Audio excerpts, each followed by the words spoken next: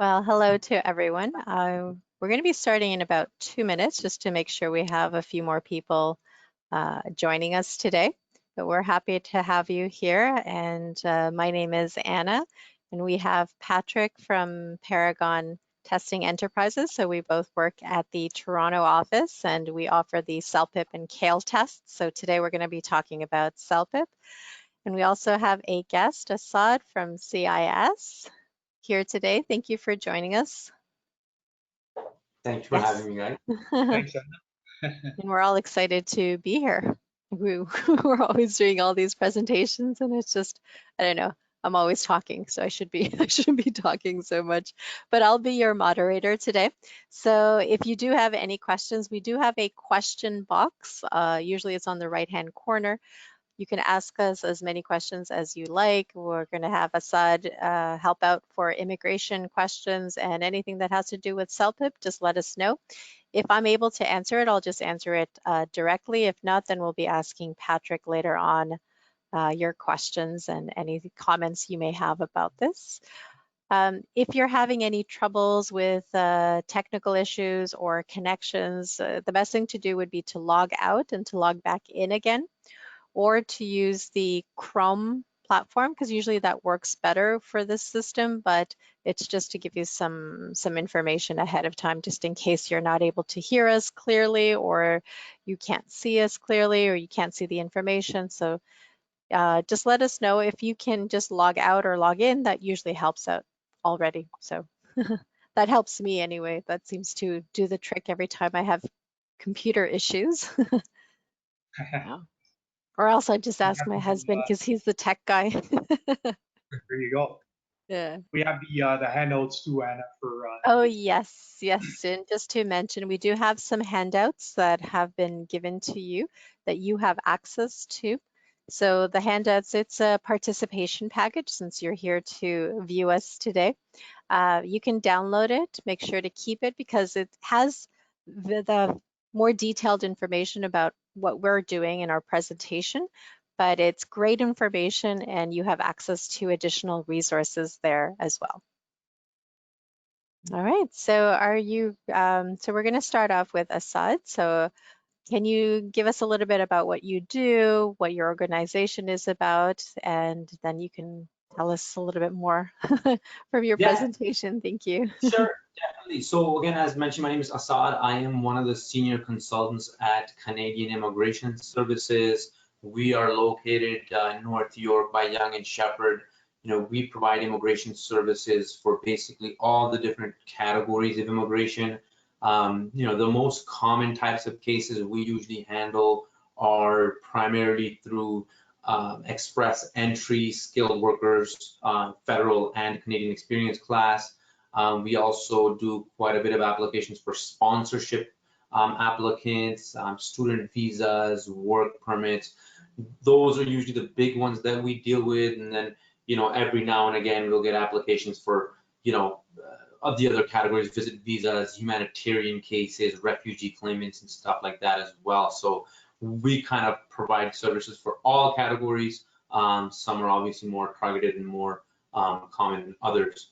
You know, in terms of, you know, the requirements and stuff like that. So I wanted to just kind of give you guys some background information for the big categories. So at least the types of categories or programs that require you to do a CELPIP or language test at all are usually the skilled worker programs, or if you're applying for a provincial nomination or something like that. So, you know, with express entry, you have to have at least 1 year of skilled experience. You would have to meet the minimum language criteria, which would, of course, be done through tests like the CELPIP ones that they provide.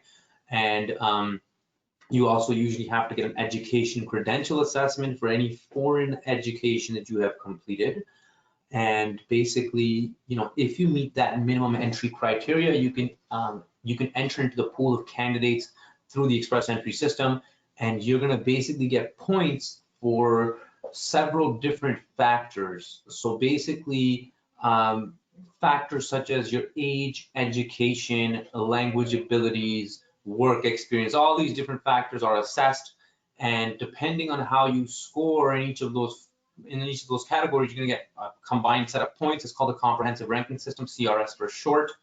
And basically, depending on how many points you get, you may or may not qualify for permanent residence. So they do rounds of invitations about every 2 weeks or so, and they have a minimum cutoff score. And so based on where you place in that ranking system, if you meet the minimum cutoff score, they'll send you an invitation to let you know that you can apply for PR. So once you get the invitation, you usually have about 60 or 90 days. It was 60 before, but after COVID, it changed to 90 or whatnot. So you have 60 or 90 days to complete the PR application, make sure you provide all the supporting documents and have your application submitted for PR. The one thing I wanted to point out with Express Entry is that with the initial profile that you submit, you do not have to necessarily provide any documents to demonstrate what you're declaring. However, once you get the invitation to apply for the PR application and you submit in the permanent residence application, that's the point at which you have to provide all the supporting documents. You know, the reason I wanted to mention this is because, you know, a lot of people will declare kind of what's favorable in the initial profile just to make it look like they have higher points and then get the invitation. But then once it comes down to actually submitting the PR application, they're not able to provide the supporting documents to demonstrate what they declared in their profile. And so obviously they lose points, they get rejected, you might lose all the application fees, stuff like that. It might impact your application in the future. So that's very important that your initial profile is 100% accurate and correct. And that'll just make your overall process a lot smoother. You know, one other thing I wanted to talk about was also the provincial nomination programs. Those are very popular right now. So under Express Entry, which is the most popular program, you know, you may not have enough points to qualify, right? Because not everyone's going to get selected. So if you don't have enough points, your other option is usually a provincial nomination program. So every province in Canada has their own kind of requirements based on their needs for people that they're looking to attract. So in terms of the provincial nomination program for Ontario, you know, usually you have to have either graduated from a school in Ontario or get a job offer from a qualified employer. And as long as that employer is willing to support your application, you know, you have the job offer, it's a skilled occupation, you know, you can apply for a provincial nomination to basically say that, hey, you know, I'm going to be living in your province, I'm going to make a meaningful contribution to your provincial economy, and I want you to nominate me to get PR. So you get the provincial nomination, and then you're basically guaranteed to get permanent resident status following that, right? A program that's actually very popular right now and is kind of, relatively speaking, easier to qualify under is the Atlantic program. So that's for the 4 Atlantic provinces on the east coast of Canada, which would be Newfoundland, PEI, Nova Scotia, and New Brunswick. So, you know, you can basically, the advantage to the Atlantic program is that you still have to have a job offer. However, they're accepting job offers in occupations that are intermediate skilled, so they don't have to be high skilled occupations. And also, the advantage to that program is the government's actually publishing the list of the employers that they're working with in those provinces, basically so that potential candidates can actually contact those employers directly. And you have a list, you already know those employers are legitimate and they've been screened by the IRCC or the government of Canada, and that, you know, and not only that, most importantly, those employers know that, you know, foreign people or foreign workers or things like that are going to be contacting them for this program in support of their application for PR. Because a lot of the times in other provinces, employers can't be bothered, right? Like they don't care about providing a job offer to a foreigner or helping with your PR application. They have no reason to want to support your application because they can usually fill that job from somebody within Canada and they don't need somebody to come from outside of Canada. So that's the advantages, right? Like you have the list of the employers online, they're already qualified, they know you're going to be contacting them to get a job offer in support of the PR application. And the requirements of that program are not as strict. So you can have lower level work experience. So intermediate skill is fine. And I believe from what I recall, their language test requirements are not as challenging as the ones that are in the federal program, which is the Canada language benchmark level of 7. I believe there's only 4. So it's a lot easier to pass the language test for them as well. You know, so you have the provincial programs, the express entry federal program, you know, another very popular category or program or application process that we deal with is for students, of course, from all over the world or within Canada. And, you know, you're usually, so the requirement for the study permit, you're not, generally speaking, you're not really required to even do a language test, but a lot of the times what happens is the school has their own requirements. So if the school requires you to do a language test to prove, you know, a certain language ability, then you have to do it, of course. And so, you know, applying for student visas is a big you know, category. It's a very popular program as well in Canada because we, you know, we literally have like hundreds of thousands of students that come every year, and they all write language tests and stuff like that as well too. So those are kind of the big categories, or specifically the ones that do require language testing and stuff like that. Other than that, you know, we do offer services for everything else as well too. Probably one of the most popular programs or campaigns that kind of we have that we target is the spousal or family sponsorship programs. So if you're married to somebody who's a Canadian citizen or a permanent resident, that person can apply to sponsor you to become a permanent resident of Canada as well. There's no real language requirement for that. However, you know, that's actually a very popular type of application that people do pursue. So those are kind of the things that we usually deal with. I'd be happy to answer any questions if anybody has any. Great, thank you so much. That was great information. I'm like writing everything down. I was like, oh, that's good to know because we always Nice. have questions as well. But we do have a question from Ermad. It says, what are the challenges when we apply for a program which includes an optional co-op?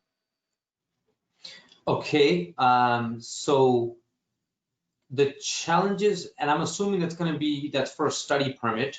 And to be honest, I don't see any additional challenges in terms of from an immigration standpoint for you. So basically with a study permit application, right, you have to, the primary objective is that you have to demonstrate that you are going to be a genuine student in Canada and that you're coming, you know, for that purpose, that you don't have any other plans, you know, you're not coming here to work or you're not going to overstay, that you're going to be a genuine student.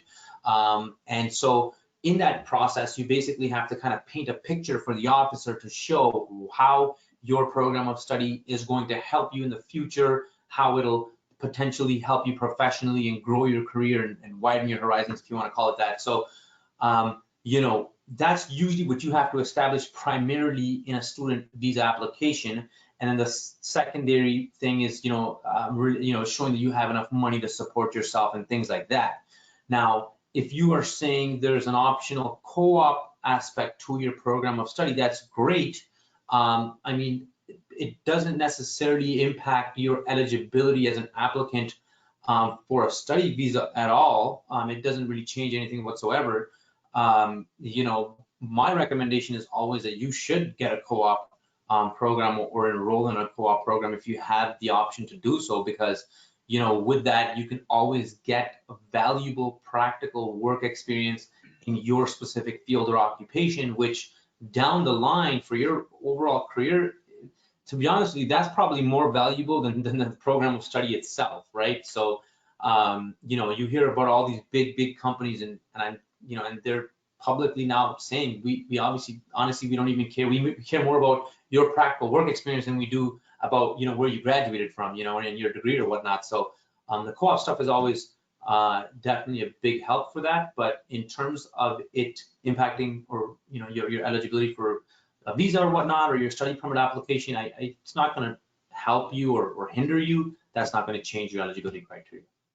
I think you just answered the other question because there was a continuation of that question. It asked, do we need an extra visa other than the study permit? Right. So And that's a great question, because, people a lot of the times are confused. People say, I want to get a visa, for Canada, and that's fine. So visa is basically a travel document that allows you to enter the country, right? So it's going to be your actual permit that gives you the status within the country. So when you're applying for your study permit, yes, you are also going to be applying for a visa, unless you're from a country that's visa exempt, and at which point, if you're from a country that's visa exempt, you just are applying for the study permit. And usually, if you're from a visa exempt country, you're now going to be required, as a part of like a relatively new process. It's called the ETA, so the Electronic Travel Authorization. You can do that online. It takes like 5 minutes. It's kind of just a quick questionnaire about why you're coming to Canada and whatnot. So you would apply for your study permit, and your visa exempt. You do the Electronic Travel Authorization. You fly to Canada, and they would issue your study permit at the port of entry. But otherwise, if you need a visa, yes, you're applying for the visa basically at the same time as your study permit. Once your study permit has been approved, they'll send you a passport document request letter, and you'll basically mail your passport or take it there, and they'll issue the visa, and that'll allow you to travel. Well, that's great. I think for the ETA, the first time I ever heard about that was in Mexico. I didn't know that they were exempt, and all they needed was this document authorization to be able to travel to Canada. Right, yeah. So there's quite a bunch of countries that are on the list for the ETA, but yeah, it's a relatively new process. Okay, so to continue, we have the same person asking you a few questions. It says the university believes that we cannot apply for the co-op program with a study permit. Is that correct? So yeah, so so basically there's two things. You can either apply for a separate co-op work permit, or when you're applying for your actual study permit application, it's going to ask you, is there a co-op aspect to your program of study? And so you, of course, would declare yes and provide the details about that. And if the requirements of the co-op program meet the requirements of IRCC's co-op, legislation or whatnot, then they'll basically just put down on the bottom of your study permit that you're allowed to work as this co-op program, under this co-op program, for how many hours or whatever per week for whatever months of the year. So they can either include a remark on your study permit for that, or they can actually issue you a separate document. It'll literally say like a work permit, co-op work permit itself. So I've seen them happen in both formats, but to answer the question, yes, you have to have legal authorization to work in Canada under a co-op program, because that's not necessarily within the scope of the work you can do under a study permit. So with a study permit, you're allowed to work 20 hours a week, or 40 hours a week during scheduled breaks. So for the co-op aspect of it, yes, you would have to get the correct authorization for that separately. Great. Okay, I have another question from Zaki. This person says, can you tell a bit about evaluation of academic documents for express entry immigration? I have done my master's from US and bachelor's from Pakistan, both in mechanical engineering. Do I need to do WES evaluation for both of my degrees? So generally speaking, yes. Now, so there's a couple of little technicalities there. So basically, with the WES report, of course, you have to do the WES, the World Education Service, or the language, the education credential assessment has to be done if you're applying under express entry or in any one of these other types of programs that require it, right? So express entry being the biggest one, right? So if you have to do the education credential assessment, you can do it for just the master's, because generally speaking, when you're doing the express entry profile, you're going to put on that you have a master's degree, and then you can provide the WES report for the master's, and ultimately that's going to get you qualified for the number of points that you should get under the education section. However, I always recommend that just as a backup, you should do both, because then you can actually, then there's no doubts in the officer's mind that yes, he first completed a bachelor's degree and then got the master's degree as well. It's kind of a discretionary decision, and I've asked colleagues about this in the industry, and it can go either way, so the officer can kind of say, yes, you mentioned that you had the master's, but you didn't prove that you had the undergrad for it. And so that can kind of come back to you. But if you provide the West report for both the master's and the undergrad, there's absolutely no doubts or questions in the officer's mind. So I always advise my clients that they should, just to be safe, provide both. That's great information. Thank you. I'm sure they appreciate everything you're telling them. Not a problem at all. If you do have any further questions, just keep on asking us, and we're going to continue on with Patrick's presentation. So we're going to have some information about CELPIP. I'll ask you one more question, Assad, because I do see another question that just popped up right now. It says, hello. I have a question for Assad. I'm finishing my degree. Can I provide my transcripts as proof for education? So if you're completing your degree overseas, you're going to have to get the education credential assessment done. And so, depending on the organization that you use, they have slightly varying processes, but generally they require that the sealed transcripts be sent directly to the evaluating organization. So for example, World Education Services, or sometimes they contact the school directly, or sometimes the applicant would contact the school and provide them with the consent to release the transcripts to the evaluating organization. But yes, generally speaking, you definitely have to. Transcripts are probably like the primary document that they use in the evaluation for your education credential. Great. Okay, so as I just mentioned before, if you do have any further questions for Assad, we will get to it later on right after Patrick's presentation. So we're going to continue on with the CELPIP information. Thank you. All right, thanks Assad again. Welcome everybody. I'm going to talk about CELPIP, which is one of the 2 English tests accepted for permanent residency and citizenship in Canada. So it is the Canadian option. And the company that we work for is Paragon, which owns the CELPIP test. All right, so thanks again to Canadian Immigration Services and Assad for hosting this webinar and providing that information. All right, so just going to get into it now. All right, so basically, you don't have to take CELPIP in Canada.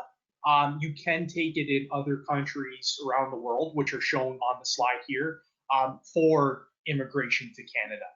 So these are the some of the major cities and countries where you can take CELPIP.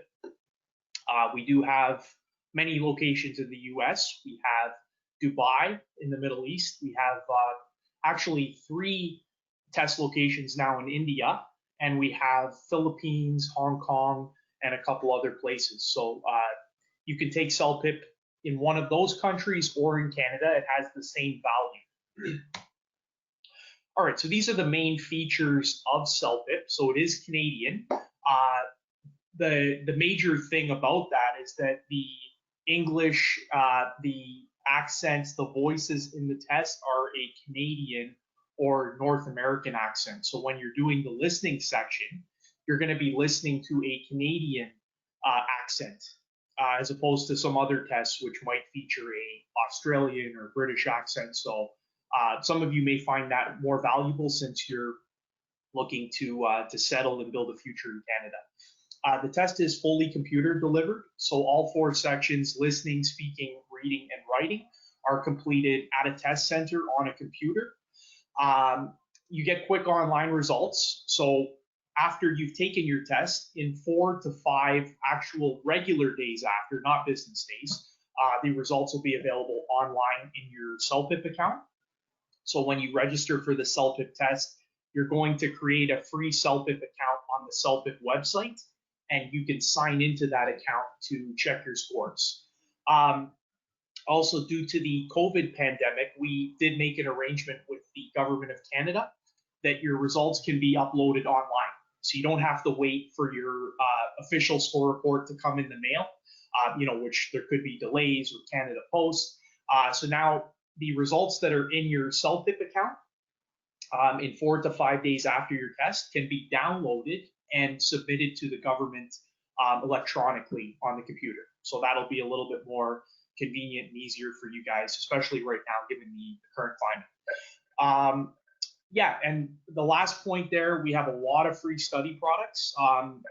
You know, when we first started the CELPIP test a while back, we didn't have as many study products, but now we have so many. We have so many helpful videos, a lot of free material, free sample tests. You know, our videos are taught by CELPIP experts, and they focus on the test as a whole. They focus on certain components, how to get a level 5 in writing, how to get a level 10 in writing or speaking. So a lot of free content that is available on our website. So this is the breakdown. So there are 2 CELPIP tests. One is CELPIP General at the top. So that's the main one. It covers listening, speaking, reading, and writing.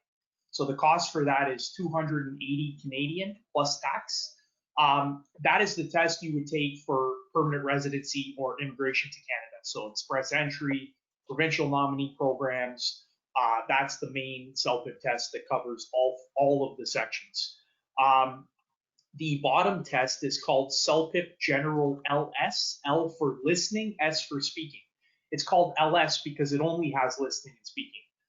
If you have to take an English test for citizenship, so you're already a permanent resident, but you have to take a test for Canadian citizenship, the government of Canada only wants to see your listening and speaking skills. So we have a test where you only take the 2 required sections for citizenship, listening and speaking. So because it's only 2 sections and not 4, the test is a lot shorter. So it's only about an hour and 10 minutes instead of 3 hours for the general test. And the price is also reduced. So you're looking at 195 Canadian plus tax. So just over 200 Canadian for the general LS test for citizenship. So those are the 2 options. Yeah, once again, CELPIP General is for permanent residency and CELPIP General LS is for Canadian citizenship. As I mentioned, so right after you've completed your test, in 4 to 5 days, the results will be posted online in your free CELPIP account that you create when you register for the test. So they'll be in your account as soon as you sign in with your email and password.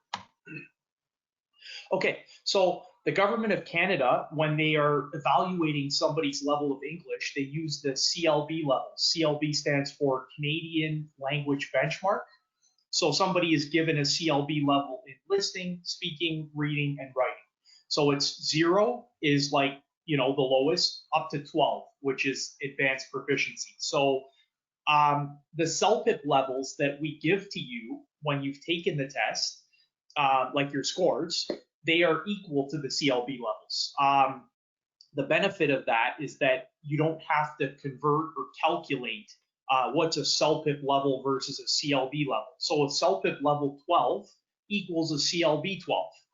So for example, for permanent residency, just for example, if you need to meet a level 7, that means that you need to meet a CELPIP 7. Keep in mind, there is no overall or average score for CELPIP.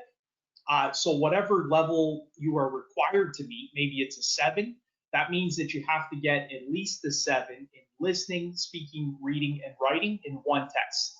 So you can't get, you know, for example, a 6 in writing. You have to get a 7 or higher in all of the 4 sections in one test.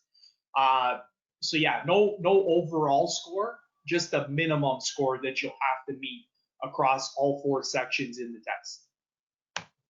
If you're ever unsure of what score you need to meet for your application in the CELPIP test, talk to an immigration professional such as Assad, or you can go on the Government of Canada's website to get that information. So I'm just going to briefly cover some of the 4 components of the CELPIP test. So the first section is listening.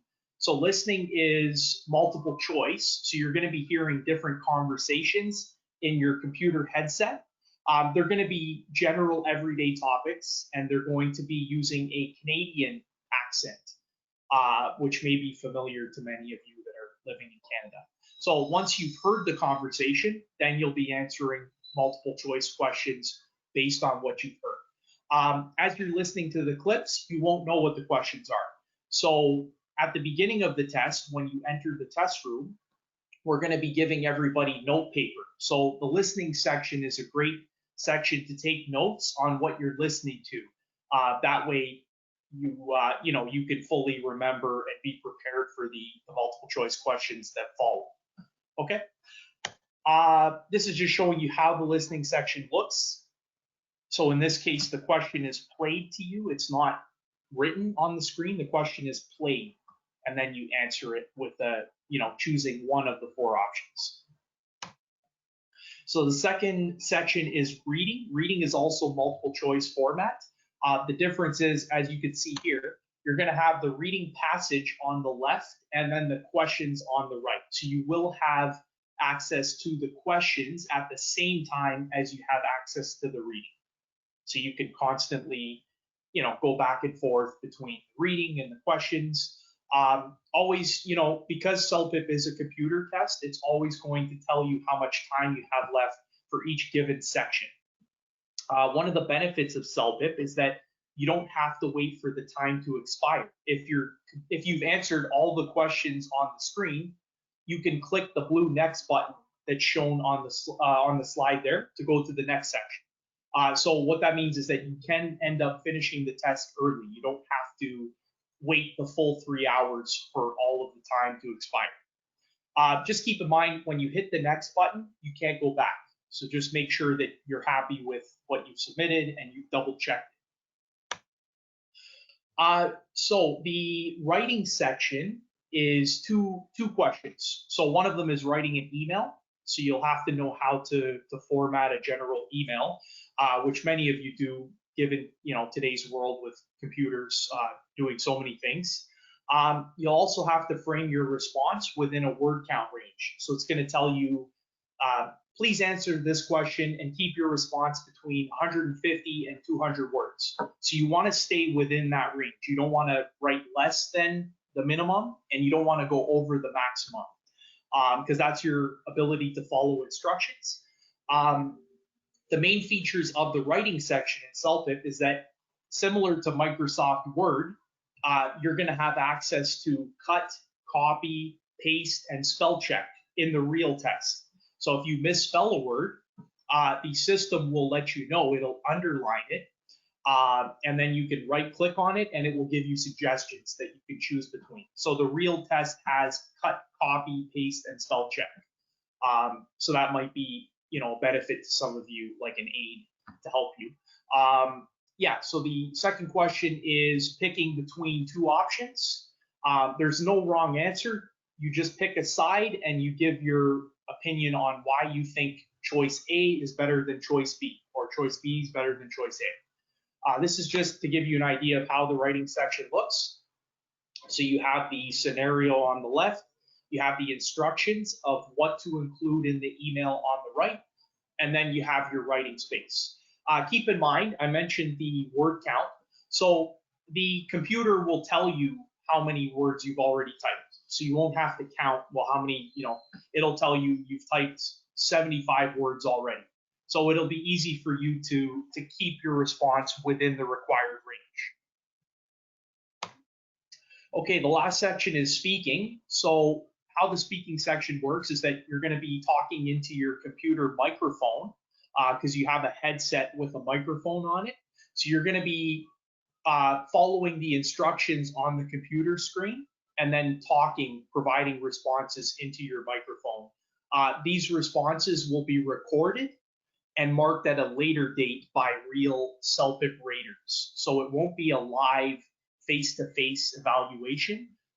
The responses you give when you're seated at the computer will be recorded and marked at a later date. So at a later date, raters will listen to your recordings and grade you on the speaking section. Speaking has many different types of questions. So I'll give you an example here. One of them is describing the picture that you see on the screen. In this scenario, you have to pretend the person you're describing it to can't see the picture. So be very descriptive. Start with an overview of what you're looking at. That way the person has an idea at the beginning, and then you can start going into detail about what's happening in specific parts of the picture. use the full amount of time. So don't give a very short response if you're given a minute to give a response. Use the full amount of time. Give a full response. Use many different, use a range of vocabulary. Also talk with energy. Don't sound like you're bored or you're just trying to get through the test. Try to talk with enthusiasm and energy. And yeah, that's an example of the speaking question. So as I mentioned at the beginning, we have a lot of free videos that are, some of them are hosted live, some of them are recordings if you want to watch them, at your own convenience. Check out our website. We have tons of free video content that focus on specific sections like Speaking Pro, Writing Pro, how to get a target 9 in writing, how to get a target 5 in speaking. These are all free.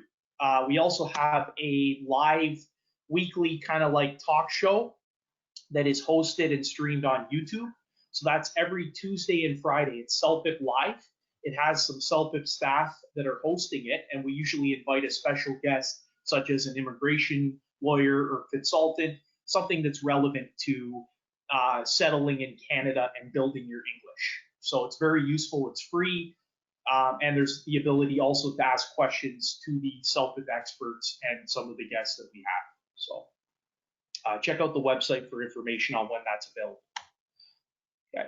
And yeah, so for watching today, we're going to be giving everybody a free online CELPIP study product. So in about an hour from now, you're going to get an email, and that will tell you how to redeem the free study product. So you'll have to create a free CELPIP account. Excuse me, and that will basically, it'll give you a good idea of how the test is, and then you can decide if this is the right English test for you for your immigration or citizenship.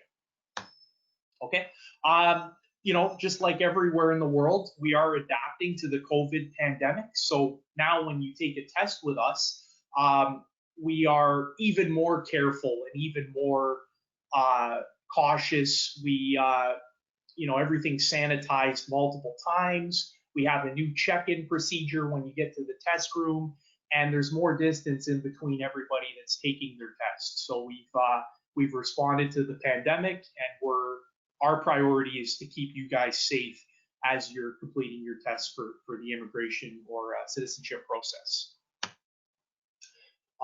Just to let everybody know too, we do have new test dates available now in July. There was a lot of backlog, so you couldn't get a test date until September, but now we have new test dates available in July, and we're hopeful to add more in the coming weeks and months. So check out the website for more information. All right, any questions? We do have questions. Okay, so just as a reminder, in where you have the chat box, we also have the handouts. It says handouts 1. So you'll have information about everything that Patrick has mentioned today and additional information. So make sure to check that out because there's some really useful information there. So I would highly recommend that you download the participant package that you see there. So it's under handouts. Okay. So let's go directly into the questions. We actually have questions for you, Patrick, and for Assad as well. Yeah, so perfect. First question is for Patrick. It says, I'm planning to give CELPIP, but currently there are no slots available at Houston, Texas. I have given IELTS in 2016, so can my test scores be considered from that period? Also, IELTS have stopped testing over US until further notice. Okay, so what I would say is typically your scores are valid for 2 years from the time that you've taken the test. In some cases, there are exceptions. So if you wanted to know specifically, I would recommend talking to an immigration professional such as Assad or the government of Canada to see if they will accept older scores than 2 years. In terms of the US testing situation, we are testing right now in the US. There is a lot of demand right now in the US, but we are always working with our test centers to try to open new dates when there's no availability. So I would say sit tight. We do have a notification function on our website that will, if you put in your email, it comes up as soon as you go to the CELPIP website. We'll notify you as soon as any new dates are added. So, and we're hopeful for adding more dates in the US. It's something we're definitely working on. Yeah, we are hoping to add more dates, but we just need more test centers. There's so much demand, and I know Yeah. Assad probably has seen more people coming from the US, but we've actually seen a lot of test takers from the US recently. Yeah. So just sort of to continue what Patrick just said, Assad, if they do have the original test results from 2016 from the IELTS test, will that be valid? Can they accept it for immigration purposes? So generally speaking, the answer is no, unfortunately. As Patrick mentioned, the test results are usually valid for a 2-year period. With express entry, provincial nomination, it's pretty much black and white across the board. They're not going to really make any exemptions to that rule because they're very standardized processes and application processes. So, they're not going to allow,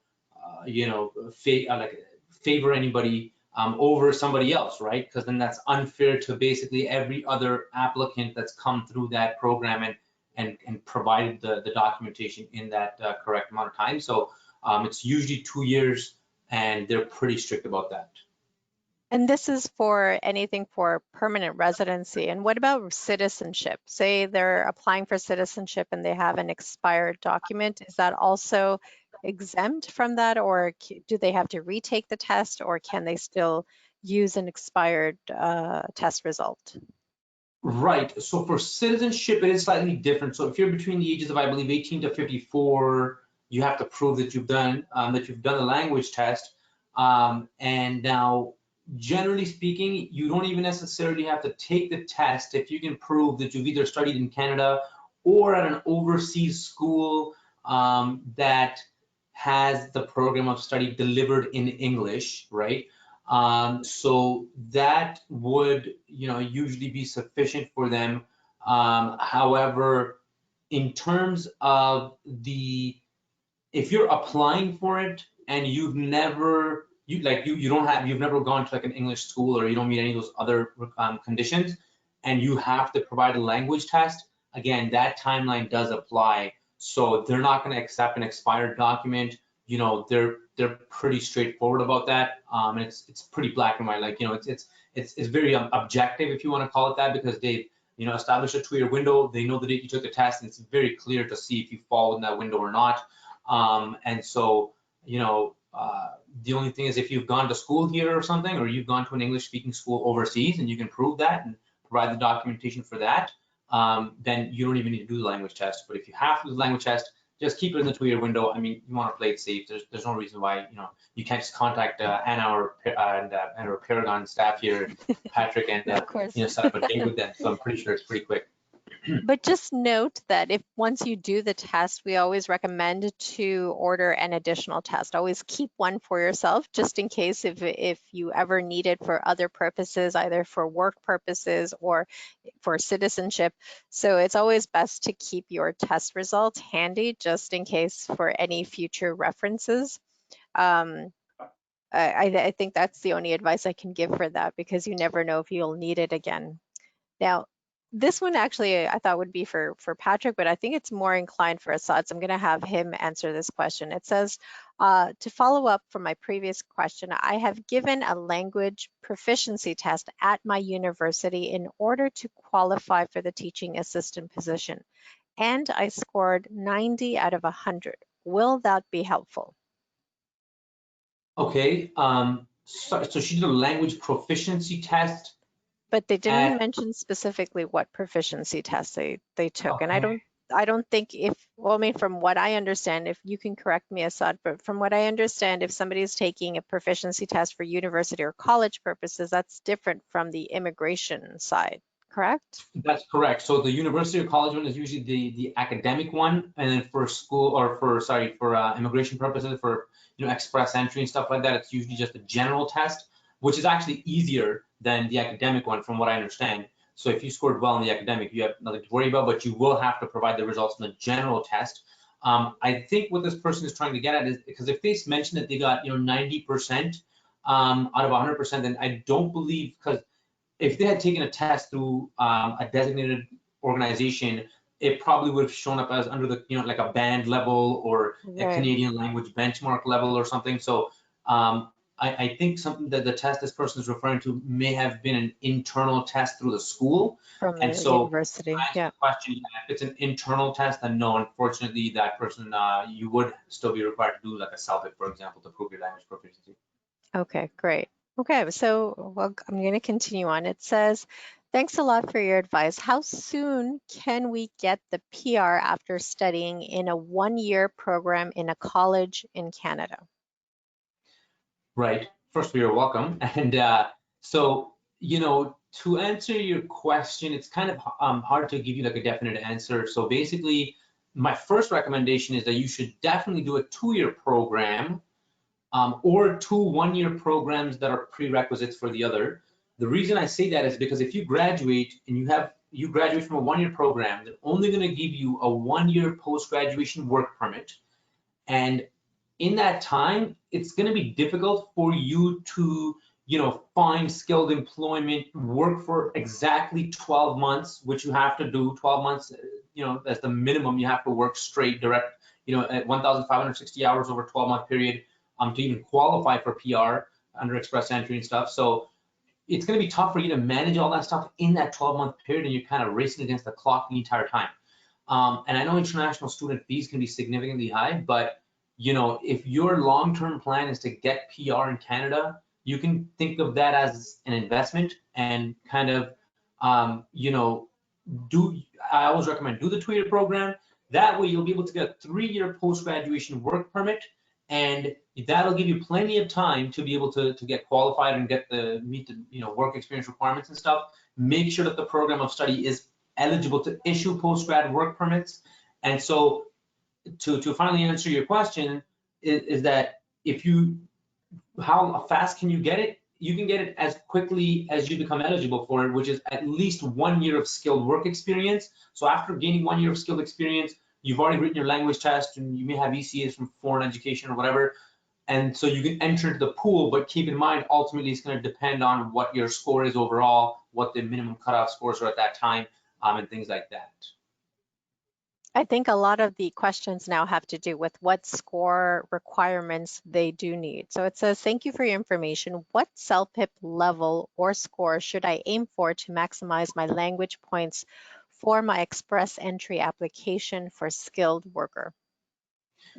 So I always say you should aim for the moon. Try to get as high as you possibly can, because the better you do, the better it's going to be. However, there is a max score that it caps off at, and so even if you scored better than that level, then you would not necessarily you would not necessarily get any additional points. Would that be a If you, 10? no, it's actually it would be there's some categories, so some sections of 7.5 is sufficient. So basically the Canada language benchmark of 10 or more, right, is the maximum you can get. So if we look I at would assume it would be a 10 because we also follow the same language benchmark. So CELPIP, if you get a CELPIP 10, that's a language benchmark 10. oh, sorry, you're So it's referring to a equal. CELPIP 10. Okay, yeah, Yes. sorry. Right. I thought you were referring to the actual test results. So no, you're right. Yeah. So it's 10 exactly. So for CELPIP, the CLB level 10, yeah, and you guys are the equivalent. The CELPIP exam is the equivalent on the same scale. So that's right. So that would be the max that you can score. Right. Anything, even if you were to get 11 and 12s, you wouldn't get any additional points. Is that correct? Exactly. That's correct. Exactly. Okay. I think it's just more about scoring system. It says I'm 41 years old and I'm applying for express entry inside Canada in Toronto. What grade do I need in CELPIP? So that's the same question, I believe. Yeah, You it's very have to meet similar. the minimum benchmark of Canada language benchmark level of 7. So for the purpose of CELPIP, for example, you have to score 7 in each category. It's not like an average or something, so you should score that in each category.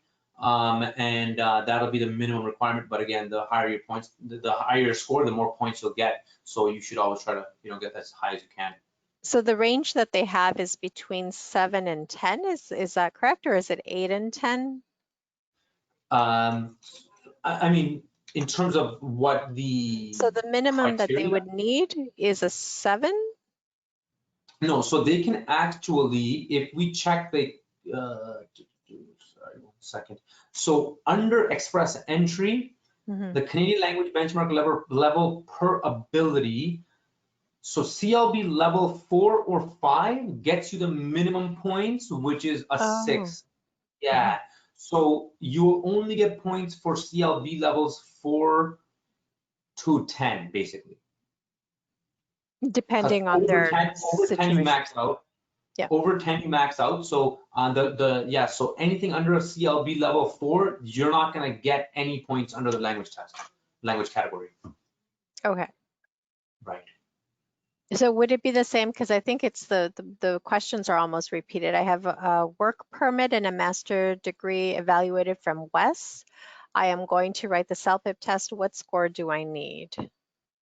So again, aim for the moon. You want to get the best that you can, and that way you'll maximize your chances of success under express entry. Because remember, it's a competitive system. So if somebody has better results than you, they might get selected over you. But you want to go for the CLB. Excuse me. If you go for the CLB level 10, without a spouse, you can score 34 points in each of the 4 categories, which is a total of 136 points that you'll get just under the language, section. And that's a significant number of points. That's huge. I always tell my clients that, the easiest, most efficient way for you to increase your score is improve your language test, So if you don't have enough points for express entry, but you improve your language test, you can go up significantly enough to get selected. So you should always aim for the best results you can get under the language test and study for that. Great, thank you. And this is to go back to one of the former questions. This has to do with the question about the English language proficiency taken at the university. It says, it was an English language proficiency test administered by Texas A&M University. No, honestly, that does not sound like it's qualified. If we look at the qualified,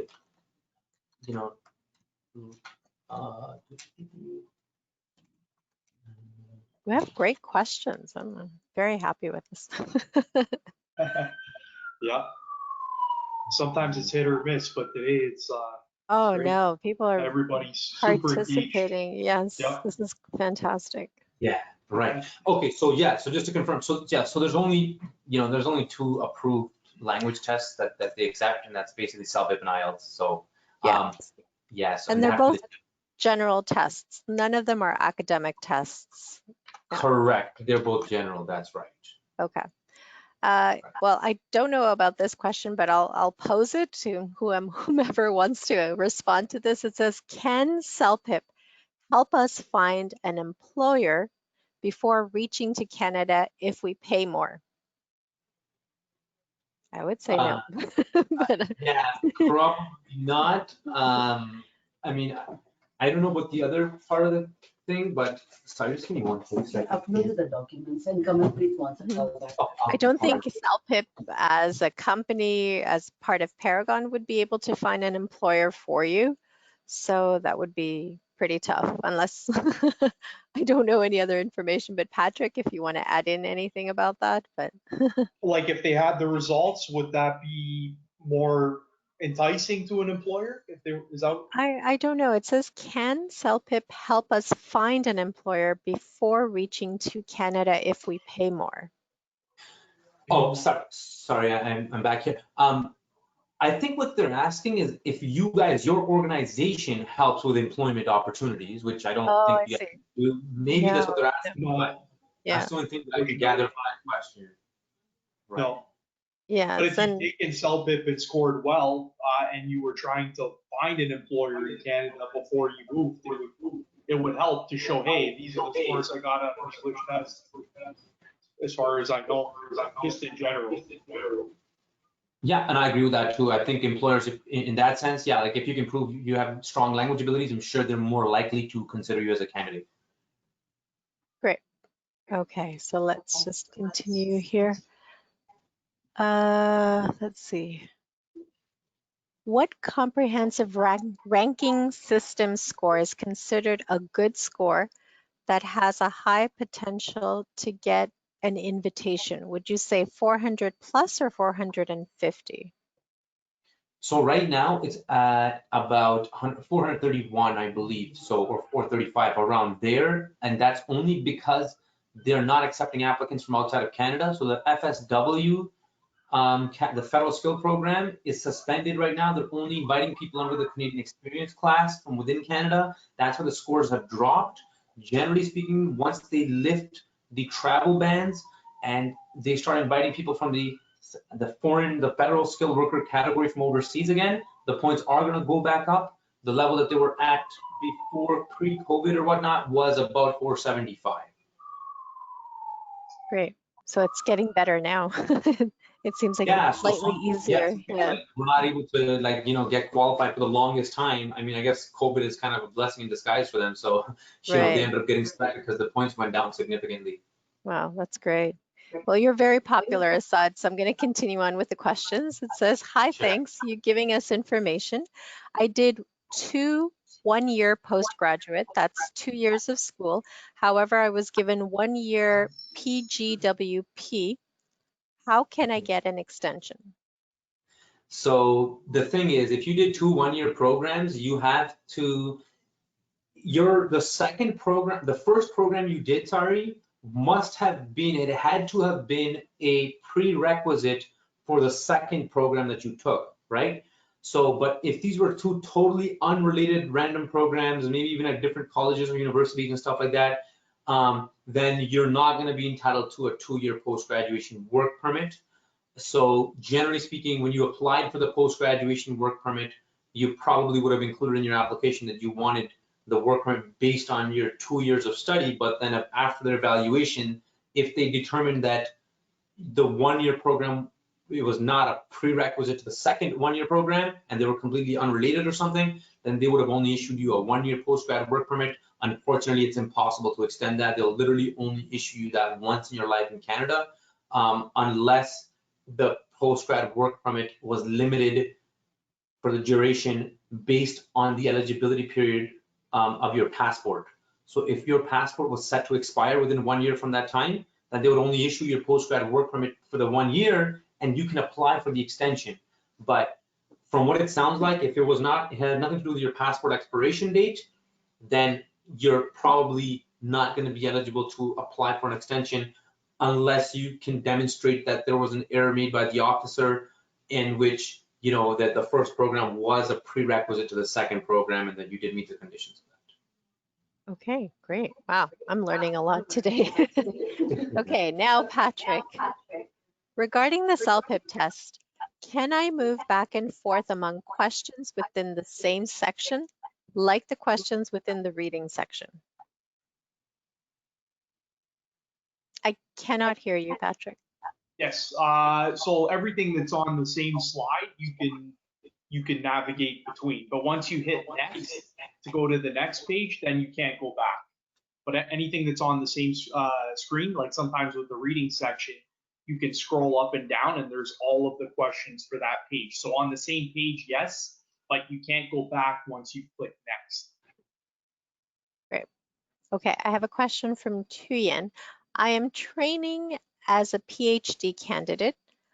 I'm also a teaching staff at my university. Does the Express Entry program count my training and part-time teaching as professional experience?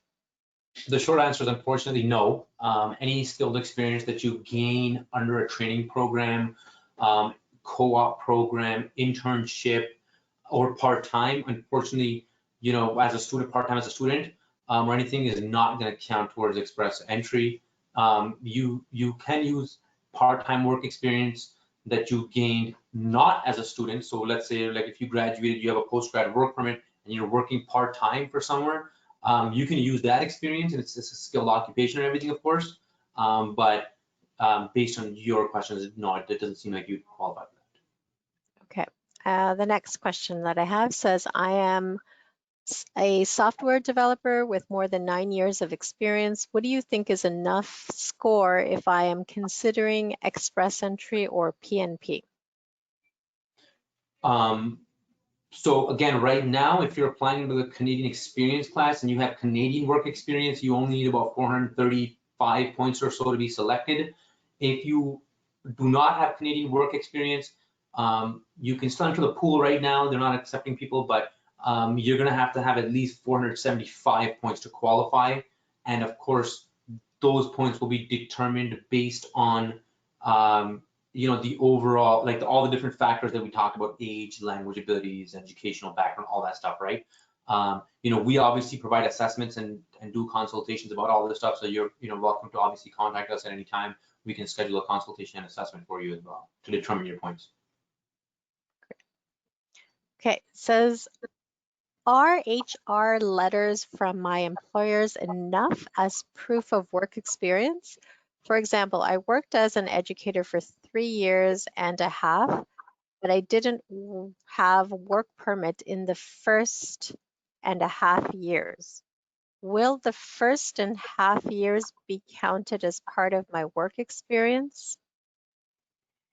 So the short answer is no. If you don't have the legal authorization to work, you are not going to be usually getting credit for that. Not only that, but if that was in Canada, that could pose other problems for you. If you're working without authorization or whatever, they can, bring up issues about that, of course. So the short answer is no. Like, you have to have the correct legal authorization to work in Canada or the country, whatever country you were in. And in terms of establishing proof of that work experience, we usually recommend the initial employment contract when you first signed up with them, the pay stubs in between, and the letter of experience after you completed your work with them, as well as any proof of employment income taxes you would have paid during your employment. We usually request those 4 things. If you can provide those, you can pretty much confirm that that the officer's not going to have any issues with proving your work experience. Okay. Just to confirm Bridget's question, this was about the 2 degrees that the person had. It says, my first was a postgraduate certificate relate to conflict resolution, ADR, and the second was HR. I am not too sure. Sorry, is she listing the alternative dispute resolution? Is that what she's referring to for the first one? Can you just repeat the question? Okay, so she was mentioning before that she had 2 postgraduates. Yes. And she was given 1 year PGW, and then she was asking about an extension. Right. So she says that my first postgraduate certificate was relate to conflict resolution, ADR, and the second one was HR. Okay, so it seems like those are the 2 program types that she did: conflict resolution, ADR, and the second program is related to HR. So, I mean, we would kind of have to do a more thorough assessment to determine if, those really qualify for each other. But at the end of the day, it doesn't sound like they're related to each other. But more importantly, what it comes down to is they need to confirm with their school that they attended to see, was the first program a prerequisite for you to enroll in the second program. And that's going to be determined by your school. So if your school says that, yes, you had to have completed that first 1 year program in the conflict resolution ADR program to enroll in the HR program, then you can make a case to get a 3-year post-graduation work permit. But if that was not a prerequisite for the second program, it doesn't, honestly, they don't sound like they're related. So I think the immigration officer made the right call in giving the 1 year post-grad work permit, but if you can prove otherwise, you need to contact your school and confirm with them. And just in case, I mean, for anyone who's even viewing us today, we do have, I don't know if you can see the screen, but we do have Assad's contact information as well. So if you have something a bit more specific you would like to contact him about, make sure to check out the information there so you can send him your information, because I can see that right now there's a lot of very specific detailed cases, and I'm actually very happy that Assad is helping us out with some of these questions. But if they become too detailed, then try to send us an email instead, and Assad would be able to help you out further with that. Okay, I'm going to see if I could finish off with these 3 questions that I have. It says, this question is to Assad.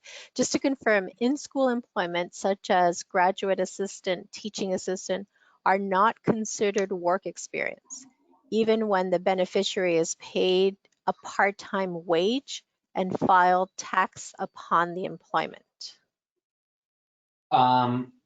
So if the work experience is gained while you're a student at the school, then generally speaking, that's not going to count. But depending on the exact occupation, and if you're working that occupation on like a work permit and you're being paid, then you know it would count, just depending on the occupation. I know with the educational industry or area, like there are certain restrictions and things like that, because a lot of the, you know, they have like fellowships and stuff, and for some of them they don't get paid, or they get paid at a lower wage or something, and so some of those don't qualify. You know, if you wanted to kind of confirm if your specific occupation qualifies or not, I would, yeah, as Anna mentioned, just contact us through email or visit our website, canadianimmigrationservices.org. You can fill out a contact form there, and I'd be happy to confirm that for you if you need it. Great, thank you. Okay, so for Wes evaluation, does the degree need to be sent by the institution only? I did my bachelor's from my home country, and now I'm in the States and have completed my master's. I have my bachelor's degree with me. So you would have to contact the education credential evaluation organization to confirm with them, because the processes vary from each school and from each country. So depending on where you completed that level of education in the school, in the country that you did it in, that process will be slightly different for everywhere. So it's hard to obviously to tell you generally, but the best people to contact are the organizations that do the education evaluations. Okay. All right, I'm going to continue on. Is correspondence graduation valid, or only full-time graduation is required for express entry program? I'm not sure what they mean by correspondence education. If it's online and stuff like that, it doesn't really qualify, not for Canada, not for in Canada at least anyways.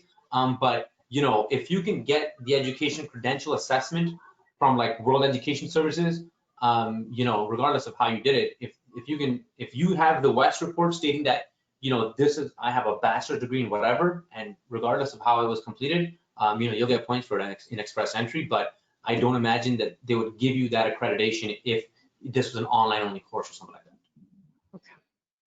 Okay, so what are the advantages of passing a co-op program on attaining a PR? So the advantage of obtaining, being in a co-op program?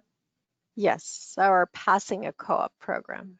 Passing a co-op program. So in terms of, you know, in the eyes of Immigration Canada, there's no real advantages. You're not going to get any extra points for completing a co-op program, or you're not going to have a longer work permit or something. But generally speaking, the advantages are for yourself and your career, right? When you're going to look for jobs now in that industry, that'll be a big plus for you, and you'll have a competitive advantage over a lot of the other people.